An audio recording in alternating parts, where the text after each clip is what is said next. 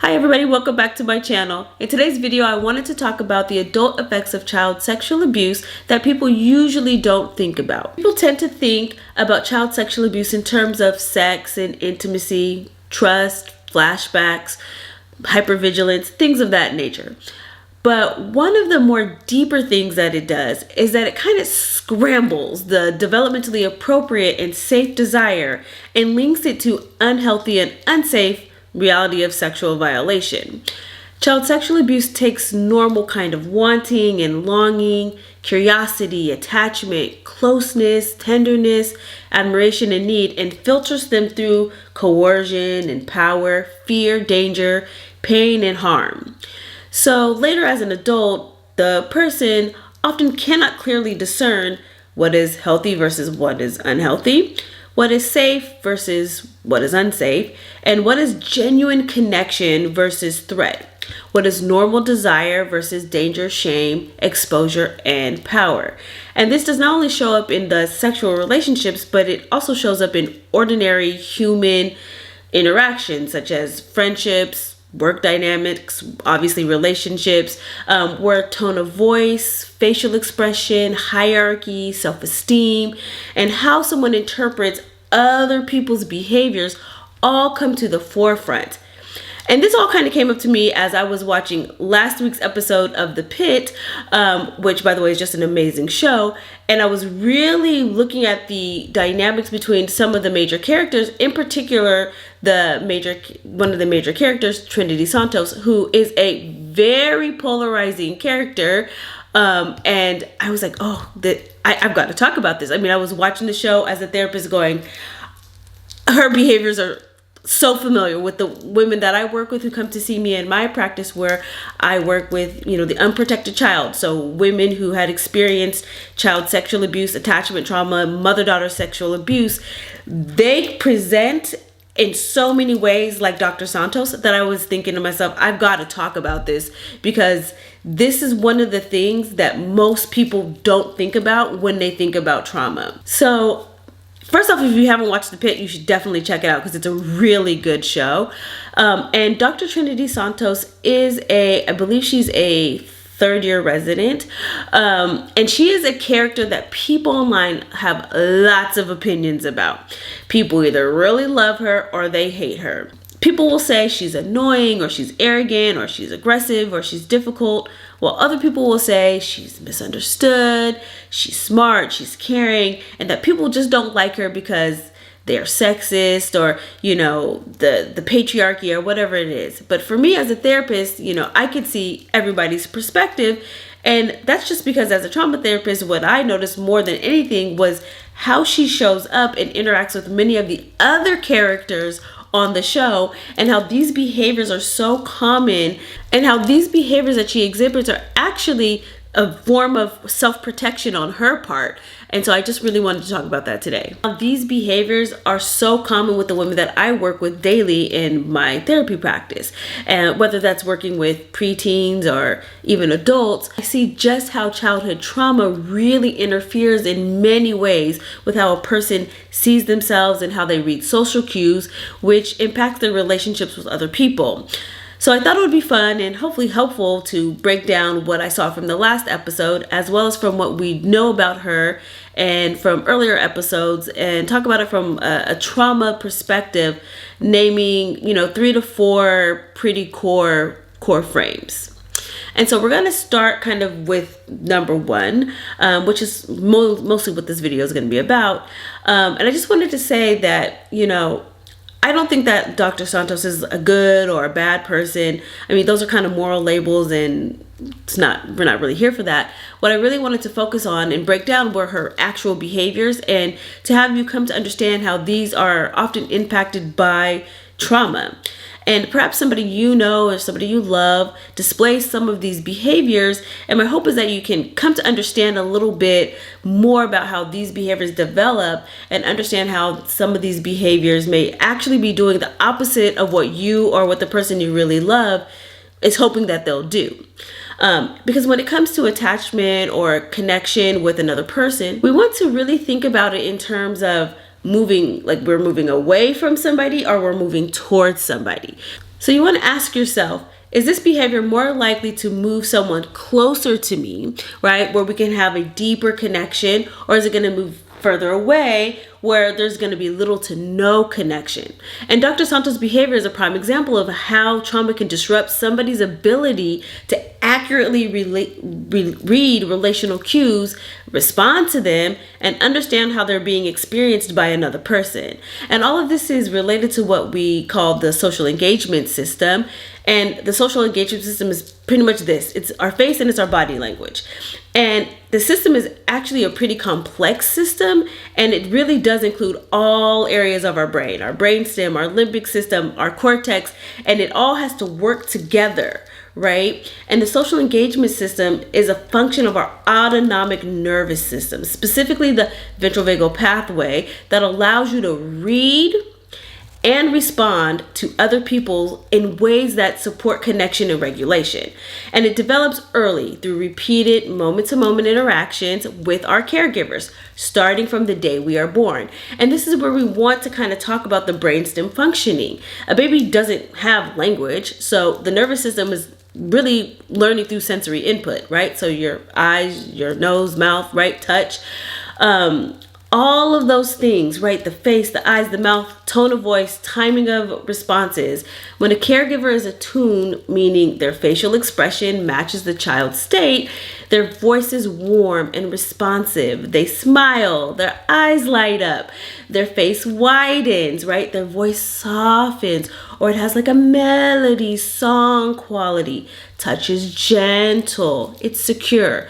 Their timing is predictable, and the child's nervous system begins to associate human contact with safety. I mean, even check yourself right now. As I was doing it, as I was reading my script and I was giving you examples, what came up for you? Right below in the comments if you noticed anything happening, right? Did you notice something happening in your own nervous system as I was giving you that example? This all then gets encoded through the limbic system, where we can feel the emotional connection or our attachment to another. We get a felt sense of love and connection that is often tied with warmth, security, a soft, light face, gentle eyes, and so on. And with repeated interactions like this, those experiences organize into an internal map. The nervous system learns this is what safe connection feels like.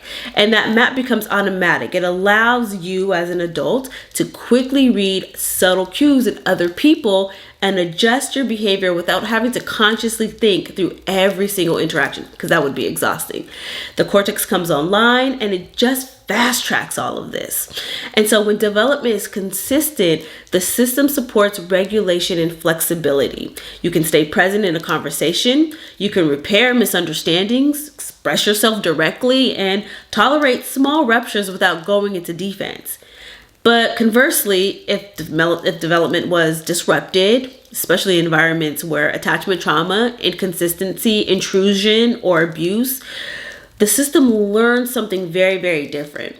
The same cues, the facial expression, the tone of voice, proximity may become associated with unpredictability, fear, or harm, while at other times the same parent or the same caregiver was the loving, warm person that you need. And so in this scenario, the nervous system adapts by prioritizing protection and misunderstanding social cues. That shows up as misreading cues, difficulty trusting your perception, overreacting, or underreacting to social signals, are shifting very quickly into defensive states like withdrawal, tension, appeasement, or confrontation. From a somatic experiencing lens, you can observe this directly in your body. Again, right? Notice when I gave you the first example, what came up for you. And conversely, as I was sort of naming even the abuse, child abuse, sexual abuse, attachment trauma, feeling violated, intruded, do you notice something happening in your body right now as I'm just naming the types of harm? All right. Again, comment down below if something came up for you. So back to somatic experiencing. Body learns is that system either stays open, responsive, and engaged, or it moves into constriction, activation, or collapse. So that what looks like, maybe something's wrong with somebody's personality, they're abrasive or whatever it is, sometimes it has a little bit more to do with what the nervous system, the pattern of the nervous system that was learned through these early relational experiences and is still organizing that behavior in the present. When we look at Dr. Santos' behavior, I want you to pay attention to what cues you think she is reading and reacting to from the perspective of her social engagement system that has been impacted by her child sexual abuse and most likely also her attachment trauma, because they often go hand in hand. This means, how is she reading people? How is she interpreting somebody else's tone of voice? How is she understanding facial expressions? How does she know if something is safe or if something is not safe? What meaning is she making from situation to situation, conversation to conversation? What signals is she missing? What threat might she be detecting? What do you think she thinks is happening versus what is actually happening interpersonally? And most importantly, how does she think she's coming across versus how she's actually being experienced by others? Okay, so editor Hannah coming in right now. This whole time I was calling poor Dr. Whitaker Dr. Huckleby. That's not his name, it's Dr. Whitaker. So I apologize. All right, back to the video. So my first point I want to highlight is social miscues. And this is really obvious when we look at her relationship with Huckleby and Dr. Javadi. I guess I could have called him also Dr. Huckleby. Sorry about that, Huckleby. Okay, from the outside, people can look at her interactions with Huckleby and Javadi and say she is a bully, she's antagonizing them, she's rude, she's mean. That's possibly how it lands when she calls Huckleby Huckleberry and Javadi Crash. And while she may think she's being funny or playful, maybe even socially engaging and bonding, that might not be how it lands for other people. Even as viewers, I have seen people take this exact scenario, and some people see it as not a big deal, or they might even, not mention it when they are praising her because they love her. While other people, this is the exact thing that they cite when they say that they don't like her, or they think that she's mean or think that she's rude, because it reinforces the thought that she is unlikable. So it's the same person, it's the same behavior, but it's different interpretations. And this is a very common behavior that many survivors of trauma experience when it comes to the social engagement system. It's understanding the social rules. In some relationships, joking like this is absolutely normal. Many of us joke like this with our friends and our family. I myself, even in my own family, people make jokes like this all the time, say things that might sound harsh out of context, but there's already safety, love, caretaking, and trust in the relationship. So if my cousin, for example, makes fun of me, or my aunts make fun of me because, everybody knows I'm very forgetful, or how I really don't listen. Yes, I'm a therapist and they make fun of me because I don't listen. I listen to my clients, I promise. I can laugh along with them because I know that it's just a joke and they're funny.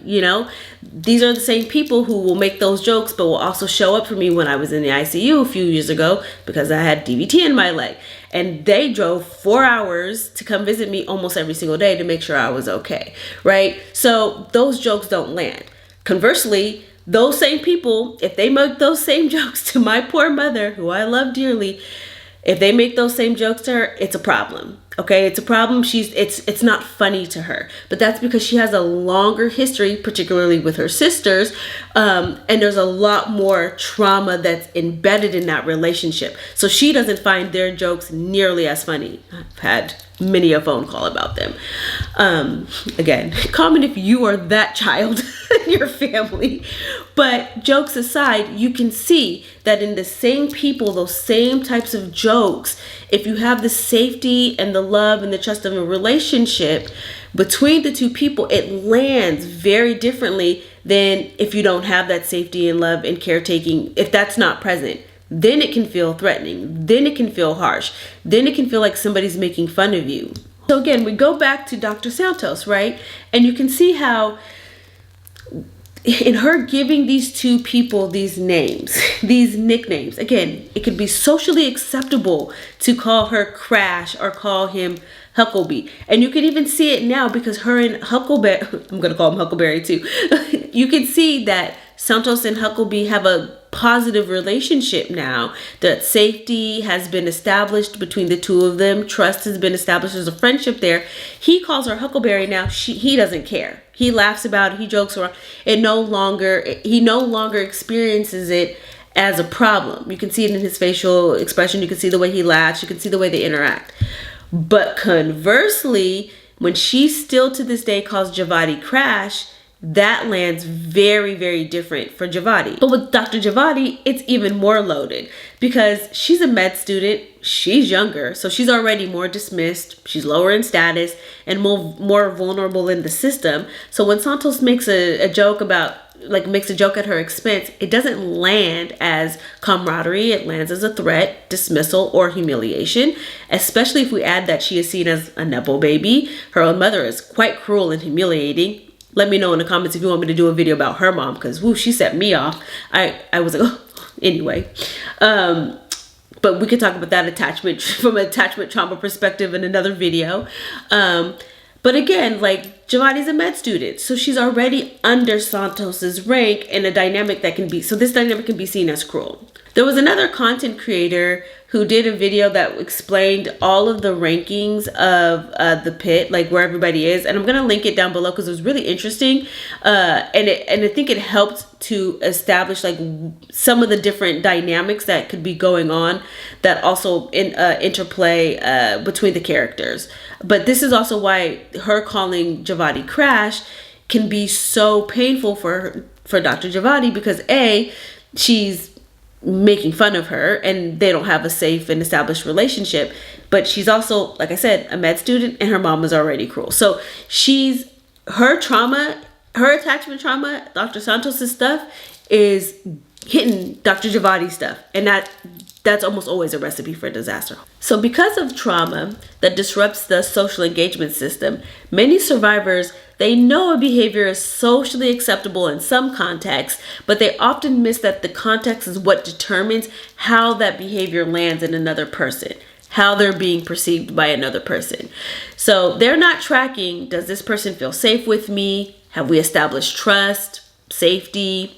What is the position relative to them? Again, that's where that video will be really helpful because it breaks down where they are in the hierarchy. And some professions like medical, doctors, me being a therapist, for example, professions like that, hierarchy really does matter because, well, we're often operating under somebody else's license until we become licensed ourselves. So there's rules to protect both the patient or the client as well as the person who's supervising you and you, because you're still learning, right? We want people to get accurate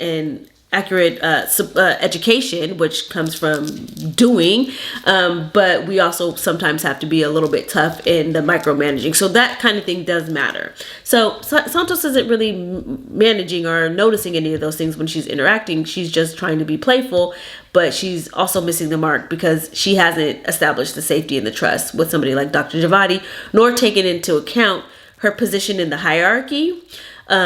Again, by her being, I believe, she's in R2 or an R3. I believe she's in R3, and Javadi being a med student. Other questions she might want to ask is, what is my position relative to this person? How is my tone landing? And what is already activated in this relationship? And I also want to add that many of my own clients are often not they're the ones on the receiving end, not understanding the social rules. And so they may not be the Santos, but they often encounter someone like a Dr. Santos, and it leaves them feeling really unsure of themselves, whether or not someone is making fun of them or what makes a good, safe and healthy friend. I see that with the women too. Like I see both the Dr. Santoses and I see the Dr. Javadis, right? All right. Point 2, she misattributes why people don't like her. So one of the bigger scenes happened when she named that she already kind of feels like she's a pariah in the hospital. And she seems to attribute this to mainly what happened with Dr. Langdon. And she feels that everybody blames her for the Langdon situation. But the reality is that some people may know what happened with Dr. Langdon, while others, they don't. In fact, most people don't really know what happened. They don't know that he was stealing medications or that she turned him in. They just know that he went to rehab. And so to see him back, especially because their first interactions, she experienced him as gaslighting her. Those were her words. And I'm not here to confirm or deny, but just saying like that was her experience. And again, the person in the video, sorry, I can't remember the creator's name, I apologize. She really, in her breakdown, she explained really well about the hierarchy of the hospital and how in some instances he actually was right in the way he was correcting her. And so even if the way he went about it was wrong, her take is that he gaslit her and made her question herself, and to find out that he was an addict and he didn't get punished, may actually be maybe a reflection of her own experience with not seeing justice by her own perpetrator. And this is such a common experience. I don't think I ever worked with a survivor whose abuser didn't go to jail, who didn't feel victimized all over again, especially, because for them, my life is ruined and this person's over here like living their best life and everybody loves them, right? And so they're still struggling with the guilt and the shame and the fear and the confusion. And so we can go into that in a separate video if you want me to kind of break down what's going on with my thoughts, at least, about what's going on with her and Langdon and why that could be so activating for her. But in this video, we're not going to do that because this video is already long. So try to keep it under an hour. That's the goal. So anyway, for now, we're not going to focus on what happened with Langdon, but we do want to talk about the belief she has that she is a pariah in the hospital because of him in that situation. And this is the part that is more fascinating to me because we as viewers, we all know what he did. But the other characters in the show, they do not know, right? Some people know, some people don't, right? And so this is not the reason that she's a pariah in the hospital. So if that's not the reason, then why does she feel so alienated? And the more likely explanation, which is very uncomfortable, is that she's probably a pariah because she engages in behaviors that are actually off-putting. And she doesn't recognize that those behaviors themselves affect how people are responding and reacting to her. And this is actually another common trauma pattern, I'm sorry to say. A person explains the rejection through one big event because that feels easier to organize than recognizing that smaller, repeated relational ruptures that they are participating in without meaning to are actually kind of causing the problem. So even one is to point out what those behaviors are, many survivors, they don't actually recognize them as problems, especially if they are overcompensations that have helped them feel protected and less vulnerable after being abused as children. And so we can see that with Dr. Santos's behavior, where she walks in the room with her confidence, and it's beautiful. We love a confident woman, right? But then she feels the need to tell everybody how amazing she is. Well, once we go about telling folks, whether we're showing it, rather than showing it through our actions, how amazing we are, we look arrogant. We just look arrogant. And people don't like that. And for those of us who are a little bit savvy enough, or we have some psychology training, we can kind of sense the insecurity underneath. And so if you're a professional like me and you have compassion for someone who feels the need to command the room like that to avoid exposure, recognizing it's a coping mechanism designed to kind of show strength and give the don't mess with me vibe. And I love that, it's a way for her to feel empowered, but it's so incongruent because she's still really vulnerable and will most likely double down or shut down in instances that require her to be vulnerable, which again is off-putting. So it's really about the incongruence. And so the confidence, it's not really fake because it is built on real competence. She really is a good doctor. She knows her stuff. But she's carrying so much armor that it's impacting the way that she shows up especially with certain patients and with her coworkers. And others see how this armor leaks contempt, like how she responds to others, and that this is what they're reacting to, which pushes people away. The thing of it is that she doesn't need to do that. She doesn't need to walk in the room and be like, I'm gonna double board and I'm gonna do this, and I can do this better than you. Like, she doesn't need to do all that because other characters on the show don't do that, and they're just as competent, just as confident, but they don't walk in the room and go, look how amazing I am. Nobody likes that. It's very anti-relational. Don't do that. And everybody knows a little something now at this point in time about narcissism. People might even call you a narcissist. I'm not saying she's a narcissist. I don't even know if she has narcissistic behaviors. I wasn't going down that rabbit hole. But you can come off that way. It's so off-putting. And again, we can look at other characters on the show who are just as competent and just as smart as she is, who do more of the showing rather than the telling.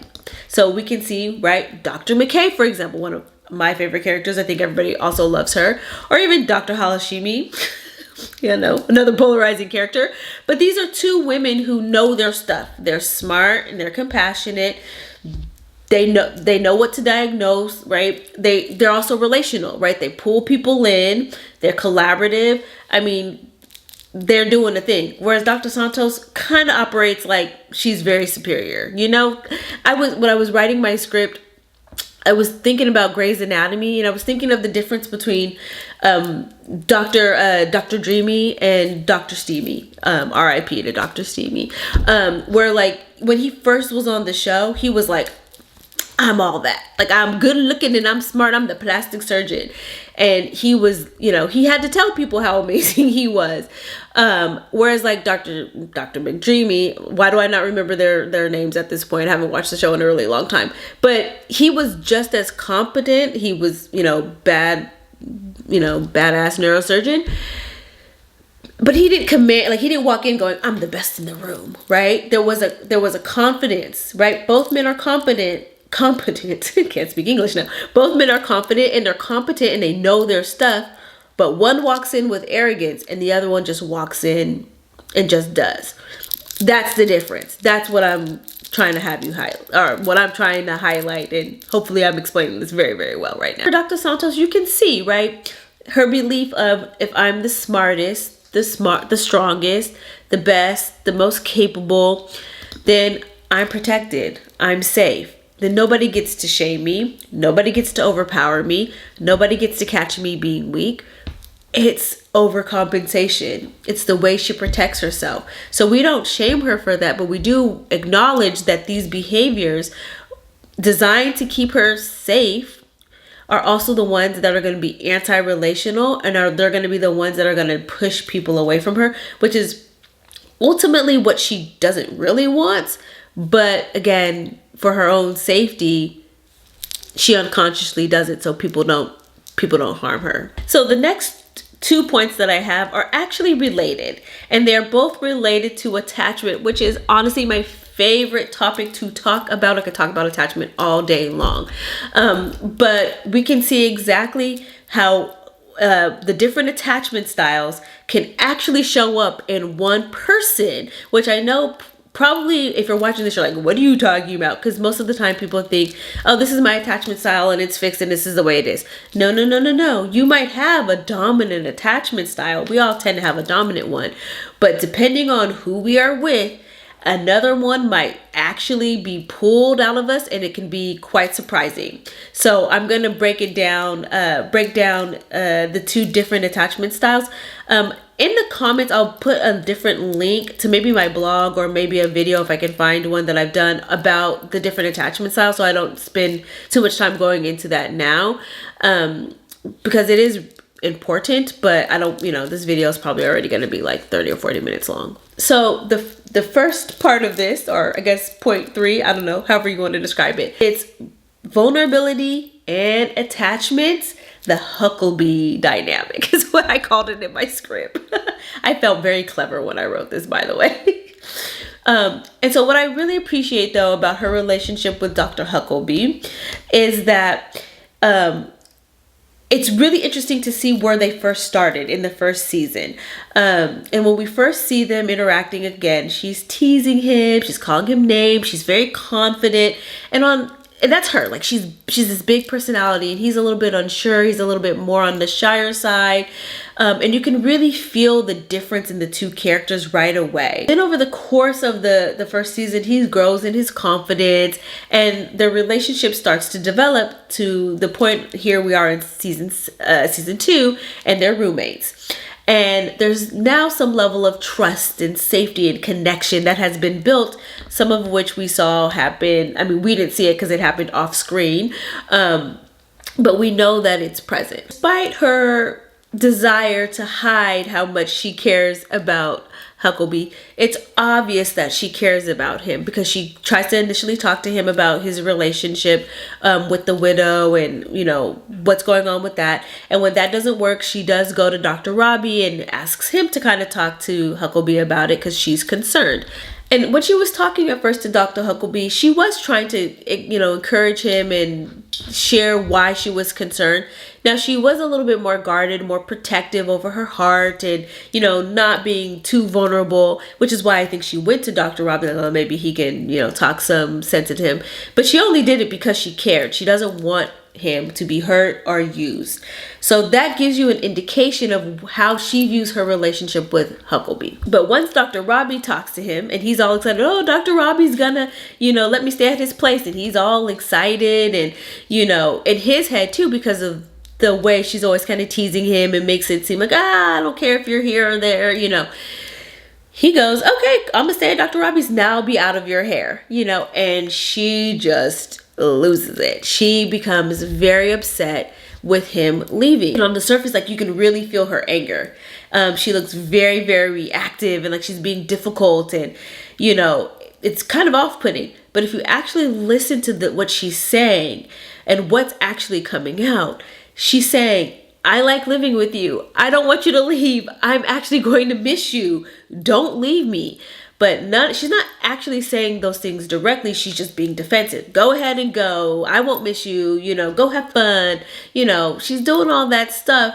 And again, this is just so common with trauma survivors, with the women that I work with. I see this all the time. And it's like, they just don't feel safe. Like, this is what it looks like when someone grew up as the unprotected child, where there weren't safe adults consistently taking care of them, attuning to them, or holding their emotional experience. So they learned very early, I have to take care of myself. And as a child, being alone with your feelings like that is scary. It's exposing, it's vulnerable. So your system has no choice but to adapt. So you become protective, you become guarded, you stay protective over your heart space, your core, and you don't have any needs. I need nothing. I can take care of myself. Nobody's going to have my back anyway. And relationally, this shows up in what we call this kind of avoidant attachment style, which is what you see. I don't need anybody. Go on. I can handle this. I don't need you. I'm fine. You know, go on. Like, all the things that she said to Huckabee. But you could tell that she was sad, that she didn't really want him to leave, but she couldn't say that. The need to be connected is still there, but she can't express that. She holds that part back, and she does it unconsciously, because vulnerability for her will mean exposure, risk, possibly being hurt, dismissed, taken advantage of, all the things that happened when she was a child being abused. And so that's what she's protecting. Again, it's unconscious. These things come from what we call the conditioned responses. She's not consciously going, oh, like, I'm not being vulnerable here because I got to protect my heart space. This is just what has always worked. This is what has kept her safe. So she just does it automatically now. Even though her need for attachment, her need to be in connection, her need for closeness, all of that is still there. She just can't express it. So because she can't express it directly, it comes out sideways. So instead of saying, I don't want you to go, it comes out as irritation, or her yelling or fussing, or it comes out as sharpness, or it comes out as her like pushing the person away before they can even have a chance to kind of leave on their own. And the other person, they just feel that. And what's interesting is that Dr. Huckabee, again, because of their established relationship, and because he's likely a little bit more on the secure side, he can actually kind of clock what she did, and he didn't escalate. He didn't argue with her. He didn't go, why are you always blah, blah, blah, right? He doesn't shut down. He doesn't get reactive. He just stays with it, and he's like, aw, you want me to stay, don't you? You know, and he says it in such a way that she like rolls her eyes, and there's like softness there, right? You can see that relationship. And so he didn't, because he didn't escalate, because he didn't become defensive, because he didn't make fun of her in a way that would have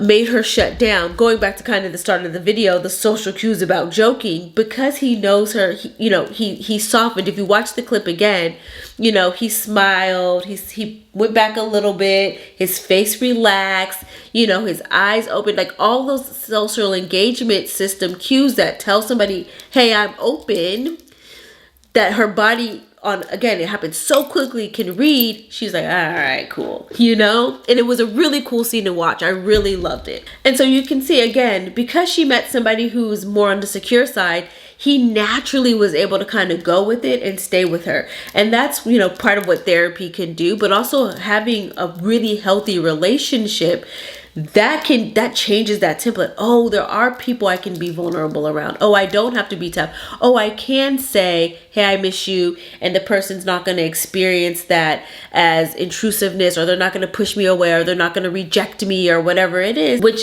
actually leads me now to the final point, which is what I'm going to call attachment shifts and the Garcia dynamic.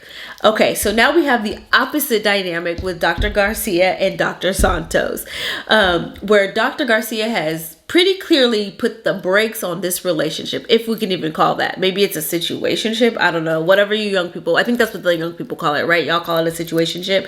They got something going on, but they're not exclusive. That's all I got.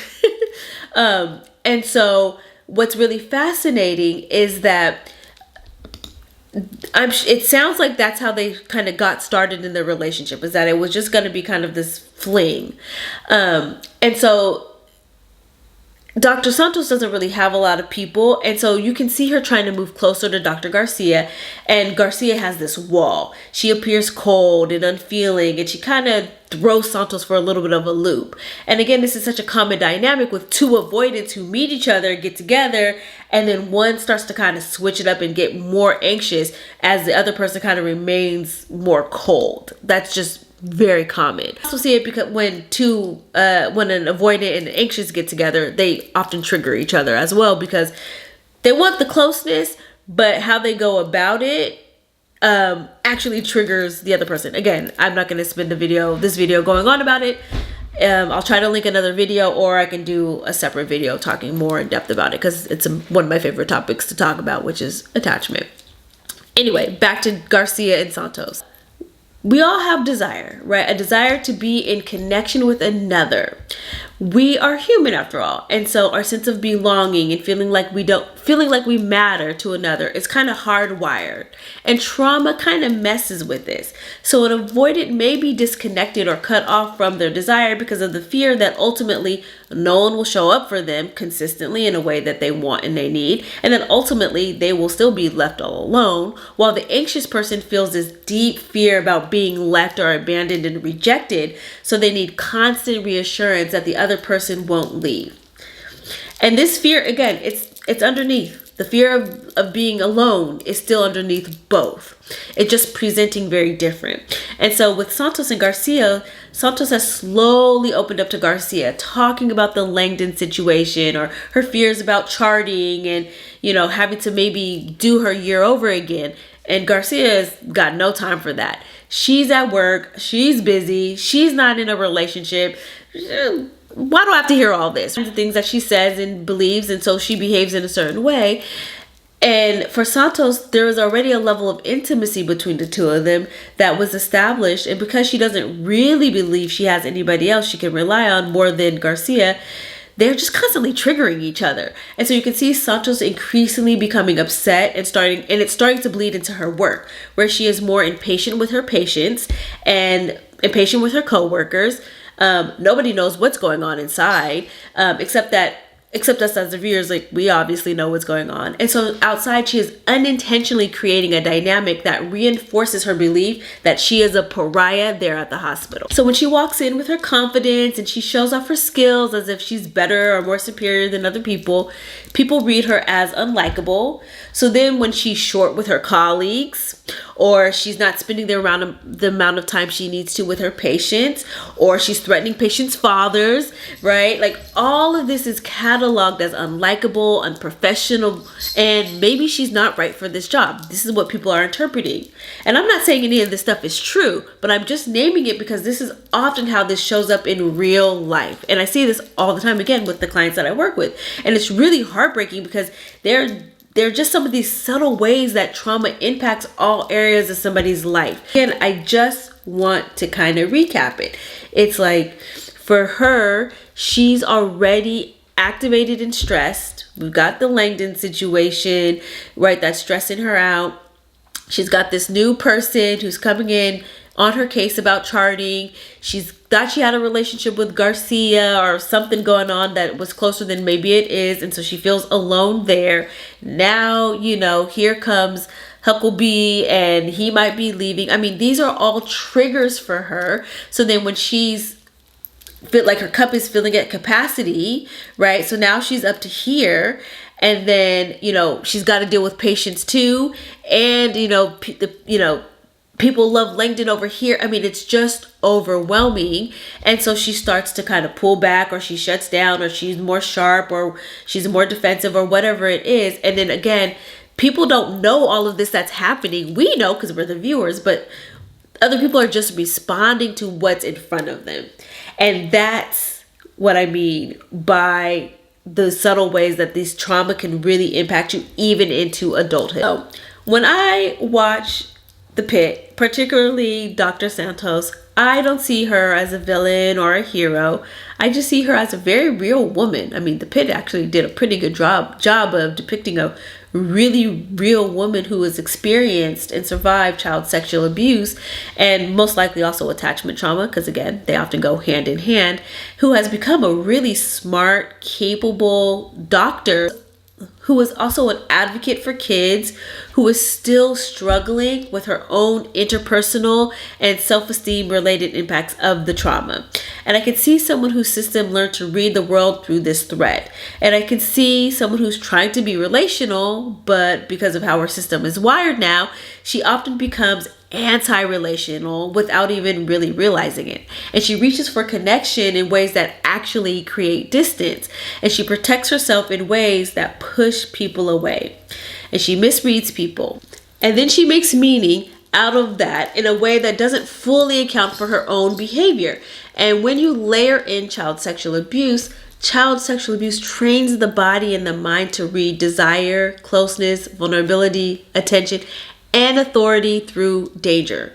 So in adulthood, normal wanting feels dangerous, vulnerability feels dangerous, being corrected feels dangerous, ambiguity feels dangerous, power differentials feel dangerous, and somebody trying to make you doubt yourself feels especially dangerous. And that's why the Langdon situation really does hit a nerve for her. And we understand that. We have compassion for her around that. So it's not only about one workplace incident, it's about how the whole body memory of power, manipulation, doubt, coercion, and not being protected is all intertwined.